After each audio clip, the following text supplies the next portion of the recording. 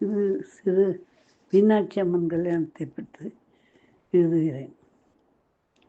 மதுரை நகரின் அரசியான மீனாட்சிக்கு கல்யாணம் என்றால் தமிழமே குதூகலிக்கும். இந்த இனிய நாளில் அந்த அன்னைக்கு 3 மார்பகங்கள் இருந்தது ஏன் என்று பற்றிய சந்தேகத்திற்கு விடை தெரிந்து கொள்வோம். சிவனுக்கு 3 கண்கள், நடுவில் இருப்பது நெற்றிக்கண். நமக்கு ஒன்று வரவில்லை என்றால் சுற்றூரால் நெற்றியை தட்டுகிறோம். உடனே மறந்தது நெய் கூறுகிறது, அதாவது ஞானம் பிறக்கிறது. இதனால்தான் நெற்றிக்கண்ணில் இருந்து பிறந்த முருகனுக்கு ஞான பண்டிதன் என்ற ஒரு பெயர் வந்தது. தனக்கு இருக்கும் இந்த தனி சிறப்பு தனக்கு மனைவியாக வரப்போகிறவளுக்கும் இருக்க வேண்டும் என்று சிவன் நினைத்தார். அவளுக்கு 3 மார்புகள் இருக்கும்படியும் அருள் பாலித்தார். இதனால்தான் அவள் தடாதகை என பெயர் பெற்றாள். தடாதகை என்றால் மாறுபட்டவள் என்ற பொருள். எல்லா பெண்களுக்கும் 2 மார்புகளே இருக்கும். இவ்வளோ மாறுபட்டு 3ஆம் மார்புடன் அவதரித்தார். இதே போல அம்பாளுக்கு 3 மார்புகள். தாயிடம் ஒரு குழந்தை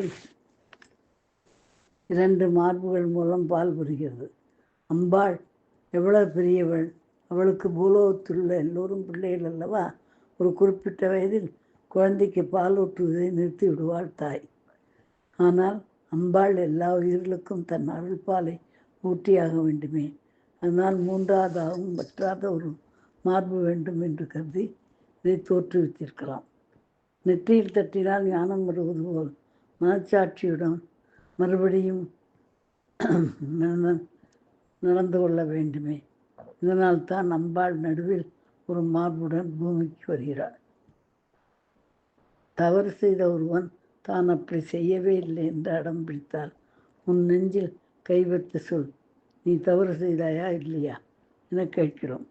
அதுபோல் என் அன்பு குழந்தைகளே, நீங்கள் மனச்சாட்சி சொல்கிறபடி நியாயமாக நடந்து கொள்ளுங்கள் என்ற அருமையான அறிவுரையும் தன் 3ஆம் மார்பின் மூலம் நமக்கு எடுத்து சொல்கிறாள் அன்னை மீனாட்சி. இப்படி நல்லதை மட்டுமே நினைக்கும் அன்னைக்கும் ஞானத்தை வழங்கும் தந்தைக்கும் திருமணம் நடத்த அதை கண்குற பார்க்கும் பாக்கியம் நமக்கு கிடைத்திருக்கிறது. இப்போதே மீனாட்சி அம்மன் மீனாட்சி கல்யாணம் பார்க்க வருவோமா? தயாராக இருங்கள். வாழ்க மீனாட்சி சுந்தரேஸ்வரர்.